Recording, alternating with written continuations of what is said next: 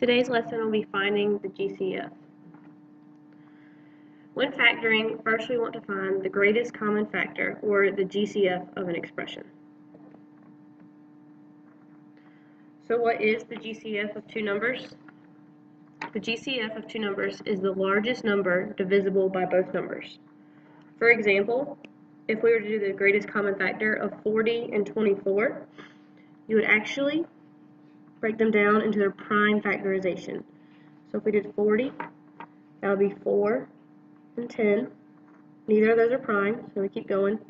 4 is 2 and 2, those are both prime, and 10 is 2 and 5, which are also both prime. So the prime factorization of 40 is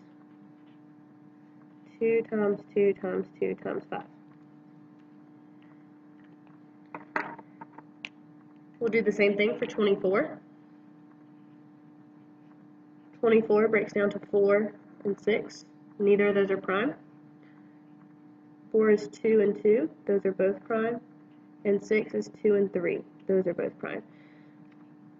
So the prime factorization of 24 is 2 times 2 times 2 times 3.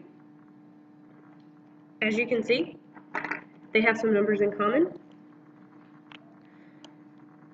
They both have a 2, another 2, and one more 2.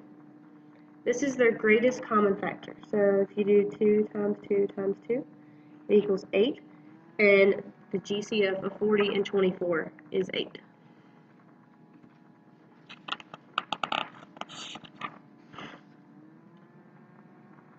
On the next slide, I'll work that out for you, just in case you need it. But make sure you are doing your factor trees in order to get your prime factorization. So now, you guys try and find the greatest common factor of 270 and 315.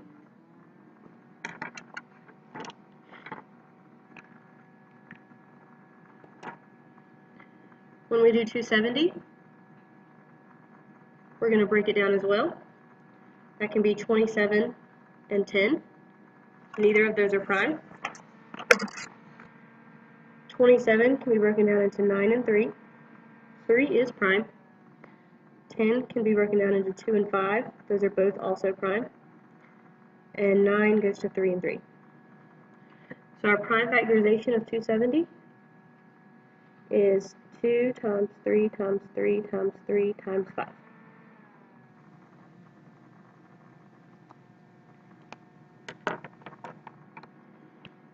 I can do the same thing for 315. 315 breaks up to 5 and 63. 5 is prime. 63 breaks down to 7 and 9. 7 is prime. And 9 breaks down to 3 and 3, which are both prime.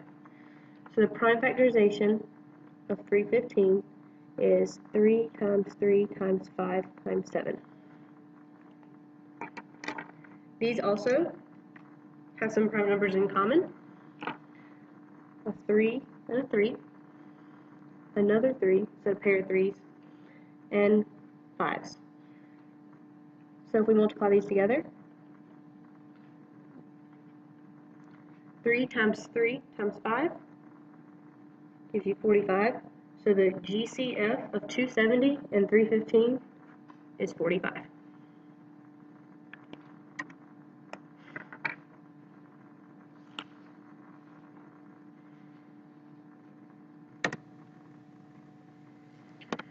We can do the same thing if there's variables involved.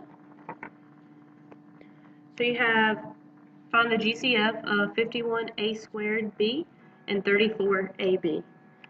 You're going to break down the numbers just the same. 51 is 3 and 17. Those are both prime. And then you have 34, which is 2 and 17, which are both prime. So when I write these out, I have 51a squared b is 2 times 17 times a times a times b. And 34ab is Oh, sorry, that's supposed to be a 3. 3 times 17. 34 is 2 times 17 times A times B. When I underline the prime numbers they have in common, they both have 17, they both have an A, and they both have a B. So the GCF is 17AB.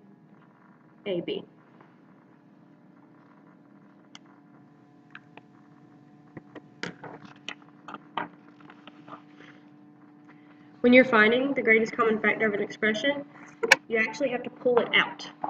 So for example, when we're doing 2x squared plus 10x, you can see they both have 2 in common, so 2 can go into 2, and 2 can go into 10. They also have x in common. There's an x in 2x squared, and there's an x in 10x. That is my greatest common factor, is 2x. So I just have to rewrite what's left. When I take 2x out of 2x squared, I'm just left with an x. And when I take 2x out of 10x, I'm left with 5. So that's how you would write it when you pull out your greatest common factor. But make sure you always check your answer by multiplying it back in to be sure you got the right answer. So if we did multiply this back in, we'd have 2x times x, which is 2x squared, and 2x times 5, which is 10x. And this does indeed match our original problem. That way we know we've done it correctly.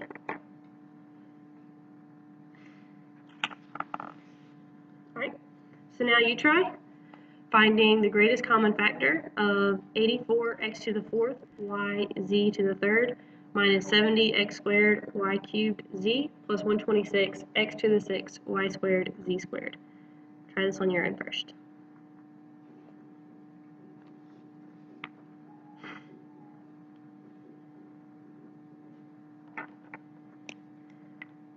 So when I work this out, I'm going to break down 84 first.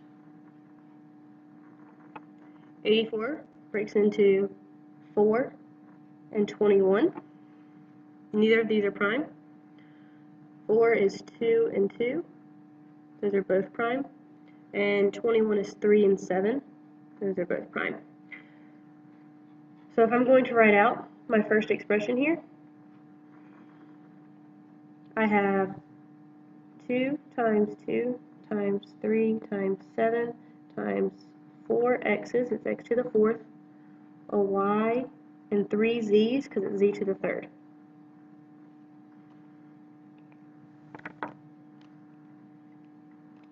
Okay, I'm going to do the exact same thing with 70. So when I break down 70, I get 7 and 10. 7 is prime, and 10 breaks down to 2 and 5, which are both prime. So if I am to rewrite this expression up here, I would have 2 times 5 times 7, 2 x's, 3 y's, and a z. Okay, make sure you expand all of your variables as well. That way you can make sure you include all of them.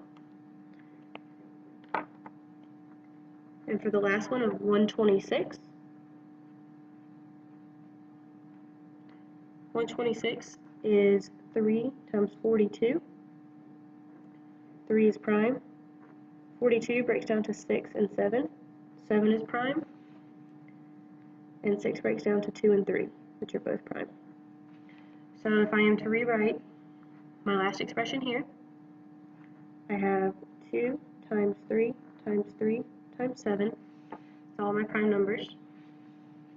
And then I have 6 x's for x to the 6th, 2 y's for y squared, and 2 z's for z squared. Now I want to underline everything that they all three have in common. All of them have a 2. All of them have a 7. They all have at least 2 x's. They all have at least 1 y and 1 z. So if I put all these together, I have 2 times 7 times x times y times z. And so my GCF is 14x squared yz. Okay, I found my GCF.